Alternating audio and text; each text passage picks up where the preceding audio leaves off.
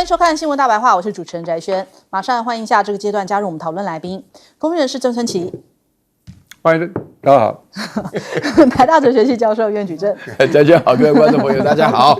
退役少将李正杰。翟轩好，各位观众大家好。聊糊涂。好，我们马上来看一下哦，这个美股美元现在是不是真的是崩惨了？但是这个残局该怎么收拾？找个替罪羔羊啊，找一个这个对象来骂呀。川普很会这一套，所以他现在盯上谁，就说是鲍尔的错，千错万错就是鲍尔不降息的错哦。所以他讽刺鲍尔就说你叫做 Mr. Too Late， 就太迟先生呐，就是说你再不降息的话，就会影响到这个经济哦。而且还说如我所料，通膨几乎不存在，但是经济放缓的风险正在逼近，除非 Mr. Too Late 啊，一位彻底的失败者现在就降息哦，否则情势只会更糟。他自己倒是不说是自己的问题哦，就是说是别人的问题，不就是你开始的关税战，然后导致了现在目前的经济危机嘛？那我们看这个美股又再度遇到了黑色星期一啊，道琼工业指数下跌了900多点啊，收在38000点哦，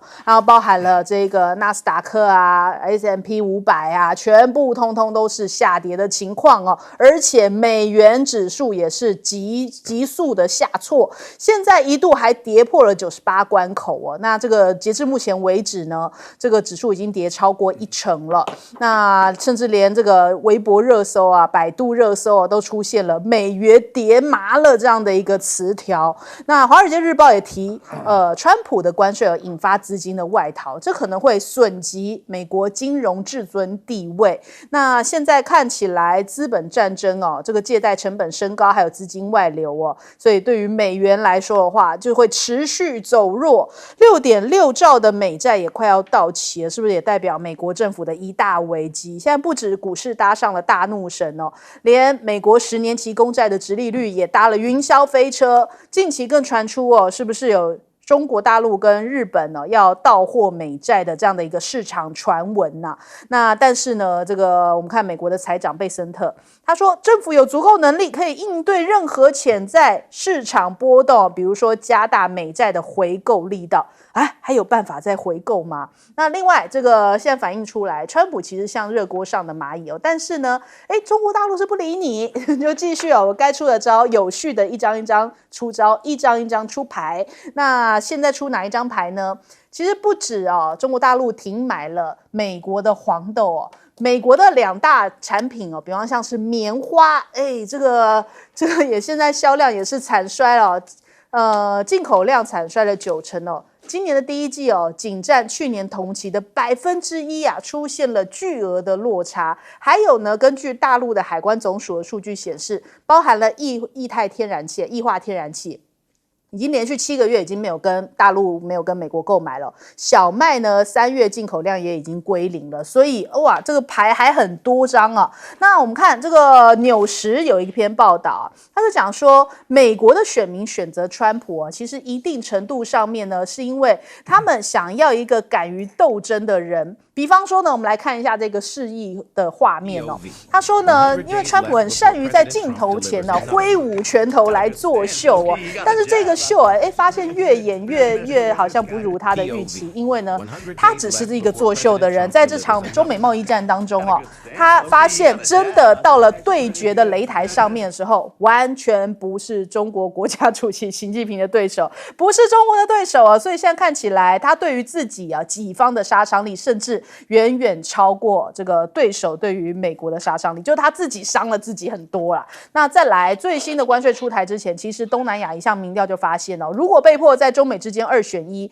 这个东南亚大多数人会选择中国而不是选择美国。当地的民调也是首次出现这样的结果，因为美国太不可预测啦。还有这个经济的分析人士认为，目前贸易战对于中美都会造成毁灭性的后果，但是呢，就中美2国而言，美国出现经济衰退的这个几率是远远大于中国。中美贸易战可能会带给大陆经济不佳，那所以呢，这个北京现在已经让这个呼吁民众要奋起反抗西方的这个压迫哦。那到底川普想的是什么？要击溃中国，还是到底是想要找习近平见上一面呢？另外，我们看一下现在中国大陆民间的一种声音哦，因为我们看其实美国在这一波的贸易战以来，为什么民间都是一个团结起来，然后愿意挺的力量呢？其实这一番话哦，这个广东女工的话哦，其实反映出来现在目前中国大陆人民的一种看法。我们来听一下。特朗普在搞贸易战，那么多人说什么？没有其他国的嘛，然后还有我们中国自己国内的，所以说影响肯定会有，但是总体来说还是撑得过去。要说自己一个人他有能力有技术的话，其实不用怕。但我们自己本身有点本事呢，不会怕。对，不会怕，因为他们觉得我们人多，然后总是会过得去。而且之前其实中国大陆就是跟美国来说的话，大家都有在储蓄啊，不像你美国是在花明天的钱呢。还有中国大陆的年轻人有拍一段这个英文的影片在喊话，就说：中国不是你们美国的敌人哦，真正的敌人是你们的寡头啊！你们把钱都赚走了，但是却没有让美国变好。我们来再听听。For decades, your government and oligarchs won't ship your job to China, not for diplomacy, not for peace, but to exploit cheap labors. And in the process, they hollowed out your middle class, crushed your working class, and taught you to be proud, while they sold your future for profit. Bought yachts, private jets, mansions with golf course driveways. They manipulate the market, dodge tax, and poured billions into endless wars. And you get stagnated wages, crippling healthcare costs, cheap dopamine, debt, and flagged wave property made in China while they pick your pocket. This isn't China's fault. This is yours. You let this happen. You let the oligarchs fit your lies while they made you fat, poor, and addicted. 好，他这一番话其实连这个米尔斯海默都表达认同就说其实他分析的非常的到位再来，美国的媒体有一些共和党现在好像都已经坐不住了，他们都已经觉得说，你继续这样子闹下去的话，我们可能都会变成这个美国其他就是一般民众的敌人我们再来听一下。What do you have to say to people who are afraid, or who represent people who are afraid? We are all afraid. We are,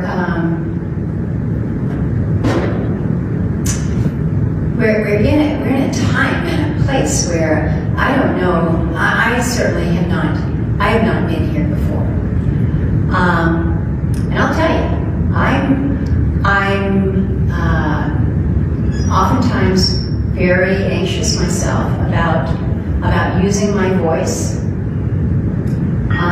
Because retaliation is real. 是不是共和党人现在也都很挫啊？我们首先来请教一下郑老师。我先声明一下我对美联储是没有什么好感对他什么客观中立我是怀疑的。那抛开这个，就他们自己美国本身的斗争，特朗普是在做一个非常挑战过去传统。过去他们来讲，美联储是神圣不可侵犯。而且美联储这个一言九鼎大家都得看他的脸色，看他每次发表，然后跟着来做各种各样的判断跟投资，没有人敢去挑战。以前比如说拜登，那他们就一搭一唱跟美联储，然后操作的非常厉害。川普真的是带有点挑衅性跟革命性，那他就去挑战，搞得成搞不成不重要，他就放话说我要换掉你，然后你鲍尔你要听我的命令，我叫你降就降，你不降我们会完蛋。可是这个。就像他对中国一样，就算你这样干，你要私下偷偷的像拜登一样，他阴谋，他老兄大辣辣就下命指挥，那美联储怎么会吞得下去呢？重点，客观效果还没有出来，那个影响的大家都吓坏了。两个大人吵架，而且公开校正，校正完了之后，那脸书上那个脏话都飙出来了，那等于是彻底决裂。资本最敏感的，他们希望稳定，看到你这个定海神针，忽然间那个动摇起来。吓得要死，这不股票就大跌一场嘛？所以我是觉得说，川普实在是不是出了奇才了那是好还是坏，我基本上是不评论。但他做了很多颠覆性的动作，特别是对美联储这个，从来这种行政系统是不敢去干预的，而且法律是保障美联储的主席是换不了的，总统都换不了。可是他这个后面代表了不同的资本。说真的，美联储某种程度，我今天帮川普讲一点的，美联储代表是金融资本，那川普代表比较是产业资本，他要他降息啊，降息产业才能够活络，才能够生产啊。那你这个美联储这个利率那么高，那怎么办呢？可是美联储就是要跟他对着干，表面的理由说现在通膨怎么样通膨，我对于过去美联储发表的各种各样的理由，我都认为是编的啦啊，为了他们的政策，然后找一些所谓的专业数字。可是权力在他手上啊，那现在等于是两个火车再一次对撞。你看他在俄乌战争对撞了一次，然后跟习近平对撞一次，现在就换个轨道，要来跟美联储的鲍威尔再撞一次，真的还没有撞下去，已经吓得这个屁滚尿流了。所以当然我是觉得应该保持客观的看，特朗普绝对不是疯了。他后面是代表了不同的利益，可是对于很多人来讲，都要吓得要死，都要跑了，这个才是他最重要的效果。跑的对不对？本来就不应该把这么多的好处、这么多的资源全部集中在那里，那到处这个重新改变这个结构，所以特朗普有他的历史作用。好，我们来请教一下苑老师。我的看法有一点不一样了，我这个川普，我认为他这个人就是笨。就是坏啊，他就是这么简单啊。这个笨跟坏的话呢，延伸到整个美国，美国人的大多数也很笨，也很坏啊。选出这么一个又笨又坏的人，我这个不是乱讲，我讲了好几次啊。川普为什么笨呢？因为啊，大家要了解，美联储的这个主席啊，他一任14年了，为什么要这么久？比这个总统早了3倍都不止啊。最主要的原因就是因为美国的美联储，首先第一个，它不是国家的，它是一个私人单位啊。然后另外的话呢，它本身的话呢，要用到了美联储，要用到了非常多的懂得财经的人。不管怎么讲哈，就是美国人习惯。刚刚郑老师讲到说是这个美国的话呢，在操纵大家的心理的感觉啊。我是东海大学毕业的，我的英文是美国人教的，我很甘愿被操纵啊。我们那时候美国人教我们一大堆啊，叫我们信基督教啊，叫我们讲实话什么的，都被川普破坏了啊。现在其实说句良心话，我从某种程度上来讲，我觉得这个川普跟美联储之间发生的问题，我非常仔细看他对鲍威尔的讲法，他叫他 Mr. Too Late， 就是你应该降息啊。那鲍威尔他的坚持，他一定要看数据才降息。那这个是涉及到经济专业。你现在这个川普周遭的经济专家，除了那个莫名其妙的纳瓦罗啊。就他自己写了一本书啊，在《致命的中国》里面用了一个人，就都假的自己的笔名以外，就没有任何个经济，对啊，没有任何个经济专家来支持川普啊。所以川普本身的话呢，面对了这个情况，他自己有点心虚，他懂得那个经济就降息钱方面。另外的话，这个川普在那边讲，我不排除有这样一个目的了。他的乱讲话的结果，他周遭的朋友每次都是买空放空啊，就是卖的空啊，买的多啊什么的啊，他们自己在那边炒股票，他自己也说过嘛，一天就可以赚到25亿美元了。这种情况下，天文数字，我觉得这个真的是把这个话说出来。川普这个人最大的问题是管不住他的嘴，但是我觉得大陆这边的情况是完全不一样。大陆这边的话呢，首先第一个啊，就是说民心士气，上下一心。就是我们刚刚看到了，在这个广东这个做加工书，我觉得那个女工他们的态度上都如此。另外的话呢，政府的态度的话呢，整套的立场非常明确。第三点我要讲啊，真的是天佑中华，你等都等不来这个机会，你让美国人选出一个又笨又坏的人，哇，这不得了！这下子的话怎么会结束？川普的想法通通都没有办法结束的。好，我们来请教将军。美联储其实世界各国都叫中央银行，只有美国叫美联储哈。它等于你顾名思义就知道，它是其实有很多的银行共同组织的一个机构。那这个机构它本来就是独立的机构，不属于美国政府所管辖。那它的主要责任是什么呢？第一个就是美国自己的这种通货，它是膨胀还是紧缩？它依据美国的通货膨胀或者是失业率来做它的这种利率的一个调整，大概仅止于做这个工作。其实它角色很单纯，但是确实很重要。那为什么这次川普来讲的话，叫他说是鲍威尔你要降息，你不降息，然后他鲍威尔没有降息，反而股市就大跌。我们都知道，如果说是这个美联储的他角色就扮演这样。如果说是这个经济衰退的时候，他会适当的这种降息哈，降息来刺激经济。那但是如果说是如果说是这个通货太膨胀来讲的话，通货膨胀太高的话，它就会升息，然后把钱收回来，让这个外面通货不要这么严重。那现在美联储讲，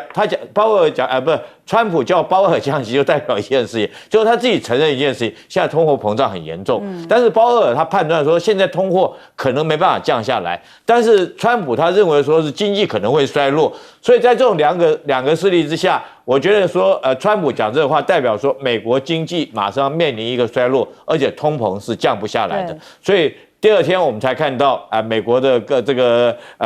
各项的股票指数降下来，但是我觉得股票指数降下来对美国很多老百姓是无感的，因为美国老百姓买股票的不多，大概只有50%，而且在50%买股票里面，有12%的人买了88%的股票，都是有钱人在买的。但是有一件事情对老百姓真的有感，对美国真的政府有感，他怕的是美债下跌。我特别要讲我记得我们小时候，这个到现在为止都是这个道理啊，就是你去投资人生涯理财，大概年轻的时候会叫你说，股票你买70%，债券你买30%，所以你可以多冲一点，因为你还人生就算股票跌了，你还有机会重来，对不对哈？但像我们这种年纪的话，你去这个银行理财专家都会跟你讲，你这种年纪了，你债券要保持70%，股票你用30%就好了，你要保本。可见的债券本来就是比较稳定的一种投资政策，尤其是美元也是一样。为什么？你看我们以前这个逃难的时候很多人都是不是带黄金就是带美元，因为他是认为它保值好。那现在如果说美债下跌，代表说是大家对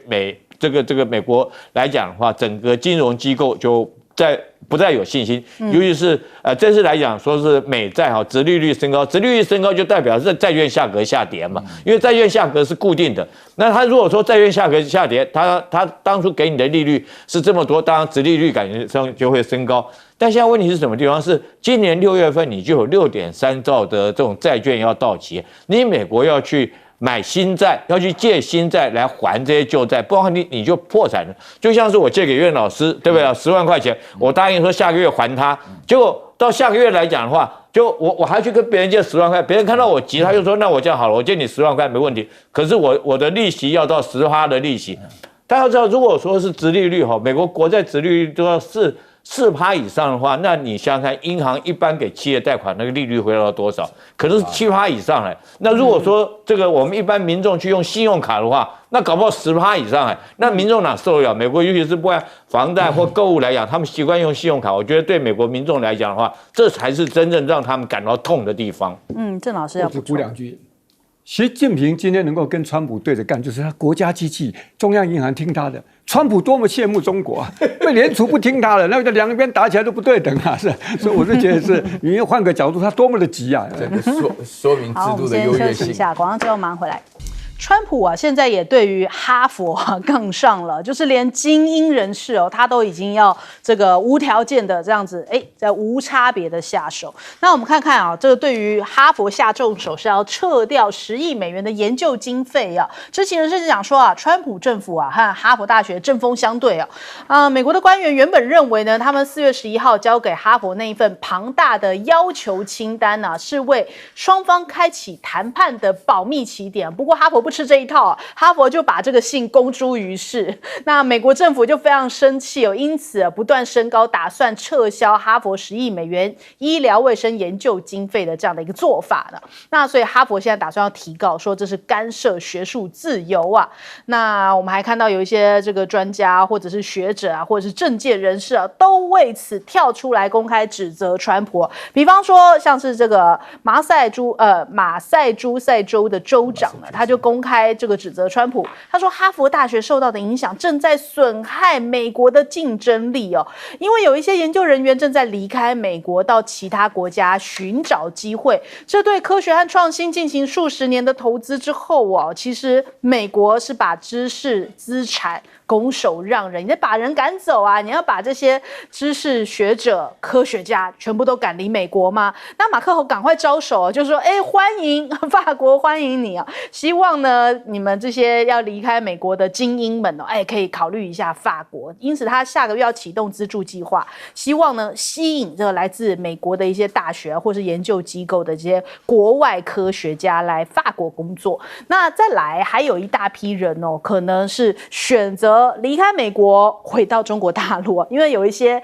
这个中国大陆的一些优秀的科学家啊，或者是一些研究人员啊，他们原本在美国待着，也没有打算要离开，但是因为这一波川普的这些动作太大了，所以你看，像是这个核物理学家刘畅，然后美国国家工程院的院士陈护东，还有美国苹果公司总部的原首席工程师孔龙，这些多位这个在全球科技界都享有影响力的华裔科学家，现在打算要回到中国大陆的大学或是科研机构啊。前几天有看到这个消息就2018年5月到2023年6月，曾经担任这个美国科学部顶尖实验室的科学家伊守亮呢，他已经离开了美国，回到中国大陆了。那今年3月开始担任四川大学的海纳特聘教授那还有这个 Nature 那个自然杂志，他民调统计了一下他问了一下美国的科研人员就说有没有考虑要离开美国，竟然有超过75%是要离开的哟。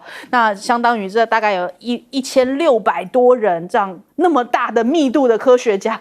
要出现这个离开潮离美潮所以这个美国是不是真的是在削减科学家愿意留在美国的一个意愿呢？那中国大陆的海归潮在嘉义半导体龙头的老董这个创办人中微公司的创办人尹志尧，他已经放弃了美国国籍，也恢复了中国国籍，准备这个海归潮嘉义那南华早报就讲这个其实他改国籍呢，这是当前中美科技战升级的背景之下，半导体产业链日益分裂的最新迹象，必须选边站。那当然很多人会选择我回到我的祖国去嘛。那还有我们看看这个英国驻外记者有讲了一番话，就说发现现在这个19世纪的概念好像美国还在那边提，但是中国大陆已经想的是21世纪的问题了。我们来听听。The trade war is an outdated concept. China is going ahead so fast with artificial intelligence, new generations of chips, all the plans and projects for a new 21st century economy. Western journalists, a tour recently of a Huawei plant in eastern China that is like a technology campus that any Silicon Valley king would die for. They talk about the 21st century economy. They are not talking about tariffs and borders and migration and sovereignty. These are to them, these are 19th century power concepts. 所以现在还有一些美国的研究报告显示说中国机构正在主导全球的晶片研究，这是环球网的一个报道。他说这个是美国最新的研究显示现在中国的研究人员已经加紧努力进行大量的基础研究，目前在晶片设计跟制造研究领域都处于世界的领先地位。连 Google 的前执行长施密特都讲，如果美国继续延续现在的政策，恐怕会在科技战上面败给中国。另外还有一些独立分析师讲说，其实川普现在对于这个晶片的种种限制一旦中国加倍努力开发自己的尖端 AI 晶片，而且开始销往世界各地一旦供应链出现了变化美国你要再夺回市场是非常困难的。而且现在 H20 晶片美国禁止辉达卖给中国大陆嘛，大陆的媒体都讲现在华为要来补这空档了，升腾920下半年就要发布那这就是要弥补辉达 H20 的空白，所以难怪黄仁勋这么急要急着去北京一趟我们来请教一下苑老师。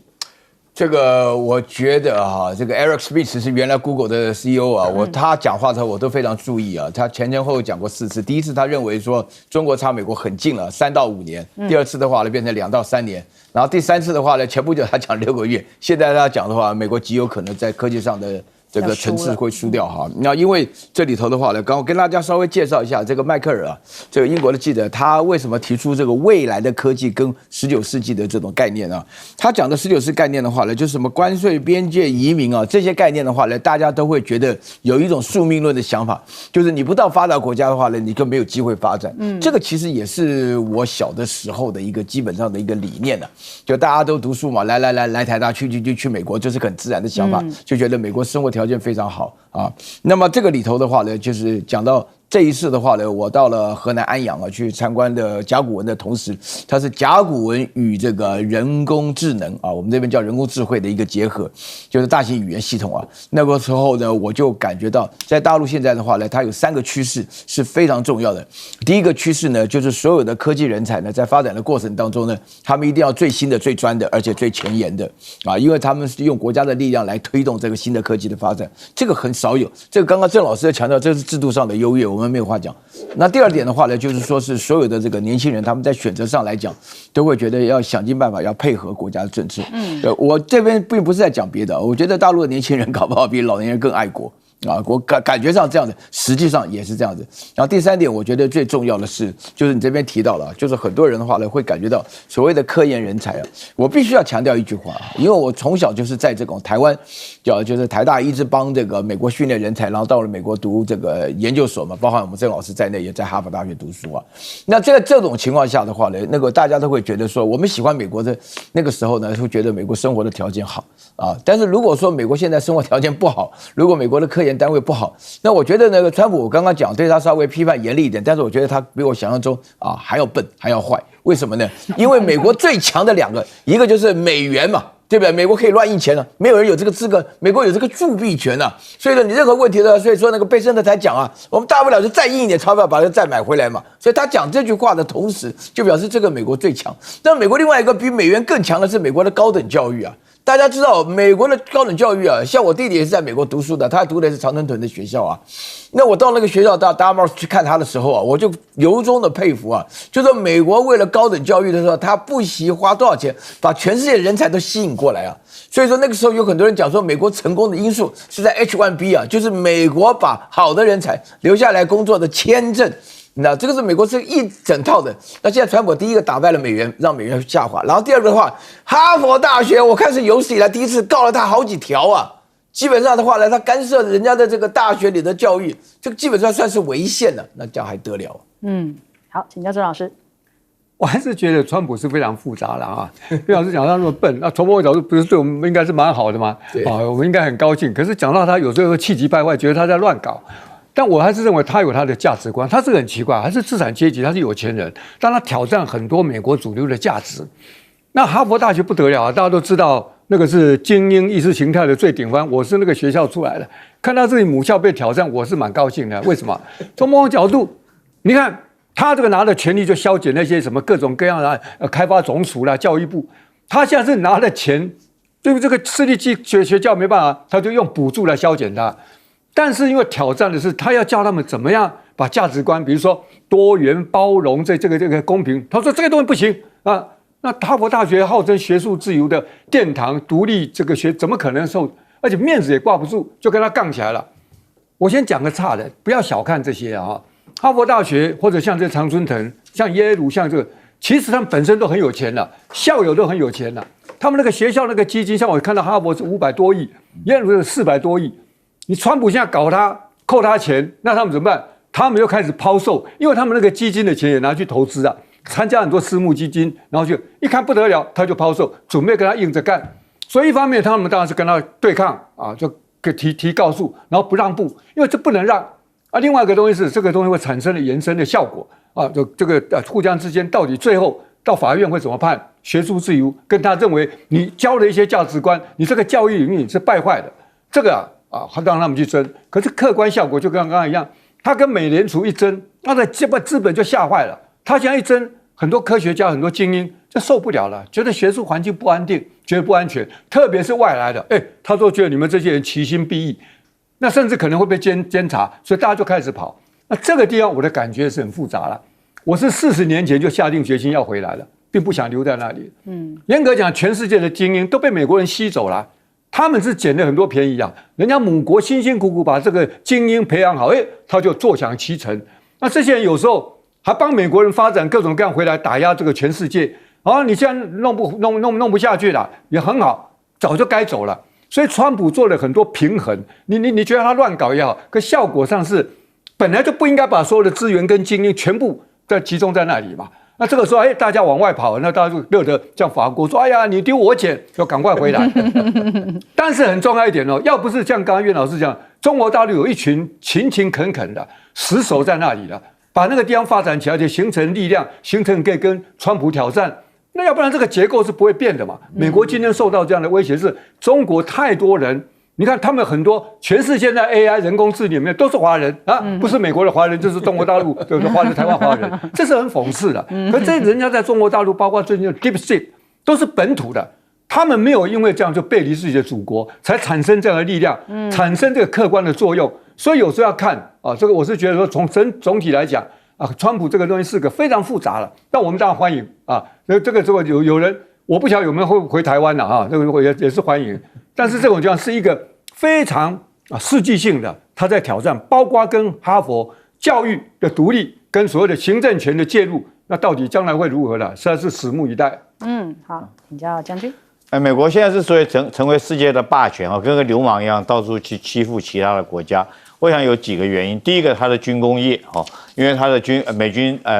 势力很强大。那第二个，它的原来制造业很强第三个，它的金融业，第四个当然就是它的科技很强大大概靠着这几项，它才能够维持这个它在全球的霸权，到处欺负人。但我们现在就这几项来看，第一个军工业，我们现在看出来，这个中国大概慢慢已经赶上美国了，尤其是说在这关税战里面，中国管制这个中重稀土管制出口，对美国的这种飞机 F-35、F-47或者它的潜舰或者军舰制造，就会造成致命性的打击。那制造业，大家应该都很清楚这是所以会有关税战，就是川普希望把制造业移回美国嘛。那相对的，就是他的制造业已经都跑到国外去了对，他现在能够维持他的霸权，当然第一个就是美元跟他的这种金融以及这个服务。可是金融跟服务这次我们讨论很多了看得出来，美元现在已经在走下坡了，然后美债也是面临36兆这么大一个庞大一个美债的关口，然后川普自己还这样乱干，所以我们已经看到，包括美股、美债、美元都在持续往下坡。那最后一个科技来讲的话，我觉得川普自己真的是在这个自作孽不可活从几件科技来讲，第一个讲究是人才嘛。那你现在是不是在自己毁灭自己的人才？将这些人才来讲，全世界各国人才原来都到你美国去了，现在这优秀的人这个像我们小时候读书读得好的人啊，像岳教授都到美国去念书了。那像我们不会读书的就留在台湾读军校到美国，那这些都是人才。那你现在把这些人才赶出来，那第二个来讲的话，要培养科技，还有第二个是钱，就人跟钱。那你现在看到这个，你现在限制这个辉达 NVIDIA 来讲的话，限制 H20不让它卖到中国去，逼着中国自己这个中芯国际自己生产这些晶片，到最后你连钱也没有，反而中国来讲有人才有钱。我觉得在科技业很快的可以看到一个分水岭，也就是说美国慢慢在科技业也会走下坡了。好，我们先休息一下，广告之后马上回来。好，我们来关注一下昨天大家看到了梵蒂冈的教宗方济各逝世的消息享寿88岁，而且他在遗嘱当中有指定长眠地表明这个墓穴要朴实不加装饰而且要刻上他的拉丁文教宗名。那另外呢，我们看看，其实就在他这个逝世的前几天，竟然有这一段画面就是在哥伦比亚这个北桑坦德省的一尊圣母玛利亚雕像竟然被拍到了流泪的画面也让大家就是这段画面在网络上面疯传，所以网友在讲说应该是悲伤圣母感受到痛苦，所以她哭泣。而且如今随着方济各去世不少人认为说这个圣母像之所以会落泪可能是预示着教宗可能要不久于人世啊。那再来我们看看这个川普也发文悼念就说愿他安息，也会跟妻子一起去参加葬礼但是川普跟方济各其实大家都知道在川普第一任的时候他们是一直就已经埋下了不对盘的种子来看一下这个方济各生前其实对于川普的政策都有一些维持尤其是不满川普在第一任的时候用不堪的字眼辱骂移民哦，惊动他出面来谴责川普的移民政策是不道德、违背天主教价值哦。结果那时候川普还反酸他，我就说如果梵蒂冈遭到 ISIS 袭击的时候，教宗就会希望总统是川普啊，讲了这一番话，所以两个人其实当时心里面都有一些这种心结哦。那再来，川普跟方济各只见过一次面，在2017年的时候在梵蒂冈见面，双方虽然表面上相互的互动是蛮热络的，可是多年来两边存在多次政治跟价值观上面的冲突。那方济各呢，曾经有讲一番话，他是呼吁说不要害怕中国的崛起哦。他在担任罗马天主教这个教宗的12年期间，那他有多次表达对于中国的热爱和祝福哦。那他其实在2016年的时候甚至还有提到说，中国一直是一个伟大的参照，不仅是一个伟大的国家也是一个伟大的文化，有着无穷的智慧啊。他还回忆就是在2014年从罗马飞往韩国的途中得知自己将要飞越中国领空，并且向中方发电问候时，他其实那时候很感动就说非常激动这片文化和智慧的伟大聚集地，他要从上方这样子等于说看到从领空上面看到中国大陆的领土他觉得非常的激动，还有这样的一个记录。那另外呢，他也提到中国的发展跟开放会对世界带来哪些挑战？人家这样问他说其实不会，他说每个人都拥有找到共存之道、相互尊重和欣赏之道的能力。毫无疑问，中国有如此丰富的文化、如此丰富的智慧以及如此丰富的技术是永远不可能被封闭在一国之内这一番话真的川普应该要来听一听。而且现在川普的做法真的是连他过去的一些盟友啊，或者是说盟国啊，现在开始都好像纷纷的倒戈了。比方说加拿大现在有一些声音比方说加拿大的议员讲到川普的时候也是语带讽刺我们来看看。Well, Donald Trump, I'm going to say this once and I might never say it again. I want to thank you. I want to thank you for bringing Canada together.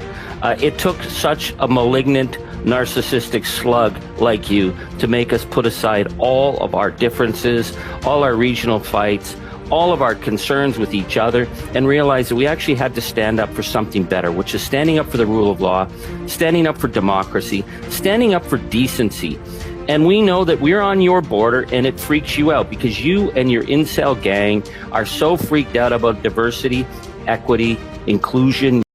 好，另外一个就是有阿根廷版川普的米雷伊那他也被称为是 MAGA 宇宙的巨星因为他过去都是非常挺川普，但现在开始唱起反调了。本来他是反中的但是现在呢，他讲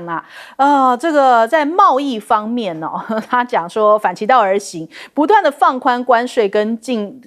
口的限制而且呢，还是跟中国大陆之间的这种商品贸易在不断增加当中。他近期取消了像是电子产品的进口商必须要证明产品安全性的要求，也取消了对于轮胎、水泥、电梯这些产品的进口限制今年2月的阿根廷进口额增长了40%以上，达到60亿美元。那这个中国大陆的商品也是这个翻倍的这样的进口额的增长所以他们有一些进口商就在讲说，哎呀，这果然面对现实的时候叫做中国制造真香那还有呢，德国的商界就提到了，没有北京可是不行德国的经济还在危机当中所以德国的一些资方代表就公开告知政界希望能够影响到他们政界的一些决策，就说绝对不能够放弃中国大陆的市场。那首先我们来请教一下苑老师。我是天主教大学毕业的，我在那边住了10几年，在比利时我的大学就是鲁汶天主教大学今年刚好600年。然后这个教宗这个方济各过世我们都很难过我先介绍一下方济各的话呢，他有3点非常非常特别第一点的话呢，就是现在天主教的情况如果大家了解一下的话呢，天主教的信徒是在所有基督教当中，因为基督教美国有各式各样的教派，但是如果说你把整个天主教徒当中当成一个比较明显的教派的话呢，它是最大的就基督徒当中最多的包含了我们这个前副总统的话呢，他基本上的话呢也是这个天主教徒它有3方面的特点啊。第一个的话呢，天主教目前为止面对一个非常严重的改革问题啊。原来的话呢，那个本笃16世把位置传给这个方济各的时候呢，他非常保守，所以说呢，这个天主教教会里面呢，为了这个 DEI 的问题，就是这个 LGBT 的问题啊，那么这个闹得非常厉害。然后这个方济各的话呢，他自己的态度非常宽容啊，这是非常重要的啊。就是他从2013年上台到2025年的话，12年来的话呢，这方面他是有成就的。否则天主教本身来讲的话呢，这个中心的原则就闹得非常厉害。然后第二件事情的话呢，就是方济各呢，他是来自阿根廷的，是第一个不但是来自于南半球，而且来自美洲啊。这个大家不要看他长得就是很像是这个白人啊，实际上他是来自阿根廷。然后他这是第一个有这么远的地方来的哈。然后他说过一句话，他上任的第一件事情就是说，真的没有人找不到人的，才跑到世界的尽头去找到他来当这个教宗。这个教宗的位置对于所有的天主教徒来讲啊，包含承建人在内，都是心中的一个主要的一个信仰的来源啊。这个是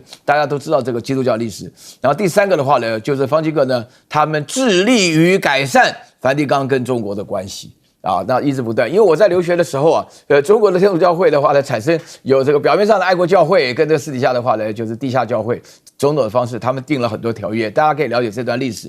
那方济各的话呢，始终坚守这个原则，这个原则是什么呢？就是说我们到台北到今天的话呢，就是没有梵蒂冈的大使，但是有一个特派员啊，就维持这个关系。那这个其实讲起来很复杂。那么天主教本身来发展的立场的话呢，我这边顺便要提一下。当初方济各批评川普的时候，那是因为川普讲说美国的这个非法移民啊，都是来自于这个中南美洲啊，这些粪坑的国家。那这些国家通通是天主教徒啊，那教宗当然要讲话了。就是你不可以这样说人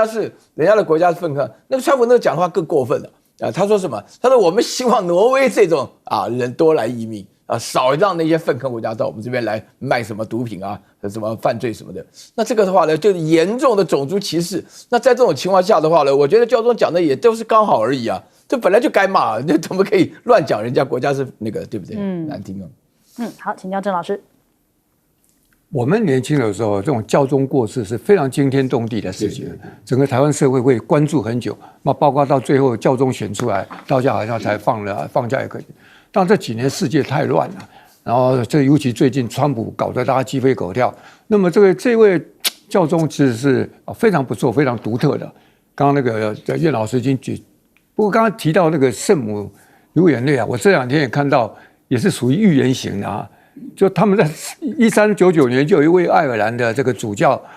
到了梵蒂冈的时候，他忽然间看到很多异象，然后就写了一本这个预言书，预言了未来112位。他当然用各种象征啊的。那听说下一个是最后，这个是最后倒数一个，到下面那个就没有了，这也不知道真还假。然后2027年是审判日啊，是非常严肃的。不过越看最近这个世局的发展啊，还真的有时候不得不稍微从玄学的角度理解一下，真的是一个时代过去，真的一个时代变了。那川普的，我刚才讲他非常有挑战性，但是这些是不可原谅的。他挑战多元，挑战包容，特别是对移民，然后怪罪给移民是非常保守的。我们刚刚看到有个镜头，他那个副总统后来就变成天主教徒啊，也是很奇怪的，讲那个中国人是什么乡巴佬之类的东西，非常荒诞。那么这个新的教宗到底未来会如何？他那个预言说是一位叫彼得的啊，彼得伯多禄，如果是这样，那就蛮厉害的，而且说是最后一个啊，我不晓得，这真的带了一点警讯。不过回到政治关系，中国大陆事实上一直在改善跟梵蒂冈的关系。梵蒂冈也很想跟他们建立正式的外交关系，可是终究也面临一个共产主义国家，天主教徒跟共产主义之间是很难相容的。但是表面上没有办法正式的这个建邦交，可是越来关系是相对是越来越好。台湾其实一直担心梵蒂冈会不会有一天忽然间断交啊，这是一个很重要的问题，因为梵蒂冈的国家很小，但是象征性、重要性啊不得了了。那台湾在欧洲现在基本上就只剩下梵蒂冈。另外呢，刚刚提到说，像那个米莱啊，或者台湾就翻译米莱，他本来是川粉啦，他到处讲说我是川粉的头号民啊，都要学川普。一开始的时候也是，他跑到美国去当选的时候，川普不太甩他，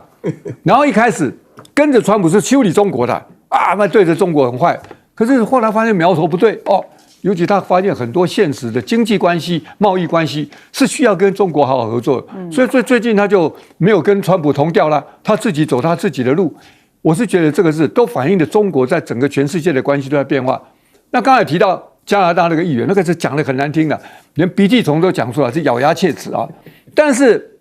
这个加拿大也是活在中美两个国家之间。美国人这川普天天要把它搞成51亿州，他们当然觉得很没面子，所以气喷喷的，感谢你促使我们团结。他们新上任这个总理也是很贼啊，一方面跟这个川普对抗，结果呢，中国大陆就好好的跟他们签了大的订单，天然气、石油，几千亿签下去，一翻脸就开始骂起中国来。我说这些家伙有时候也是非常投机的啊，纵横当然每个国家有他们自己的最大的利益的考虑，可是从一个中国的发展，对这些有时候不得不在这个夹缝里面，到底过这各种各样的交易，很多就是翻脸就不认人啊。欧洲国家包括意大利，包括很多签了一个好处，拿到之后就翻脸。所以这次加拿大也许这个月选举过了之后，他这个选票弄到了，有时候要表现一点强硬嘛。长期在这个反共的这个情况之下，不能对中国太好，所以他捞了实的，然后表面抗议，说不定屁股稳了之后，如果继续连任，可能又会变化，这就是世局变幻莫测。好，请教将军。这个米莱当然他是所谓的川粉了号称南美洲的川普，但是现在来讲的话，川普在那边大打关税战，他反而开放关税，跟川普是反其道而行。为什么会这样？因为阿根廷本来就是一个经济很落后的国家，它的披索来讲的话，通货膨胀非常严重，它的披索根本就没有人要。那现在只有一个国家愿意帮助他，就是中国跟他做本币交换。你东西不值钱，那我用人民币来跟你交换。所以说我人民币给你的东西，然后这个我买你的这些农产品，然后同时我也把我的东西卖给你，那你可以用我当初跟你买的人民币回头来跟我买，所以就变成本币交换。那为什么米莱要这样做？其实他虽然说号称这个川粉，可是他跟川普有一点最大的不同，就川普不再选举了，他就这一任做完他又不做，他可以乱搞乱干，但是米莱还想连任所以米莱必须要顾虑到民情。民情就是什么？就是人民就是现在最需要就是物美价廉的这种货品嘛，我生活必须要用的东西我必须要有，跟美国不一样嘛。川普这样在关税大棒乱干之后，就变成美国老百姓自己买不到这种物廉价美的东西，甚至有些东西通货膨胀更严重。那米莱就看中这一点他这个从中国进口很多降低关税，从中国进口很多东西，提供他们这个老百姓物美价廉的东西，当然对他来讲的话，对有助于他竞选下一任的连任。所以我们知道说政治来讲的话，其实很现实的，你跟老百姓密切相关的，这才是一个好的一个政策，而不是光靠一个意识形态你就要来治国。那我讲到方济各其实方济各是最亲中的一个这种这个教宗了但是方济各让人家印象其实他是非常的亲民，而且我觉得我对他的印象，虽然我不是天主教徒，可是我对他来讲，他有很多的这种政策让人家觉得说是他很同情这个贫苦或者是弱小的民众尤其是说他反对移民。这个，因为他认为移民都是很贫苦的，所以也因为移民的政策跟川普杠起来，因为他觉得说你不要这样欺负那些移民嘛。第二个，他是反战的他反战，我记得他讲的最有名的一句话，他就很诚实的，这俄乌战争他讲一句话，他说泽伦斯基你要有举白旗的勇气所以我觉得方济各那时候就看得出来，你这场仗继续打下去，你没有赢的希望。那你没有赢的希望，你到最后只有让乌克兰的这种老百姓这个枉死在战场，只有把老百姓打得越苦越穷越贫。那这种状况下，你要有这种勇气，这宣告投降。可是那时候泽伦斯基当然这种话，不管是泽伦斯基或当时的拜登是听不进去。可是我们回想他讲这句话，再看看现在这个时候。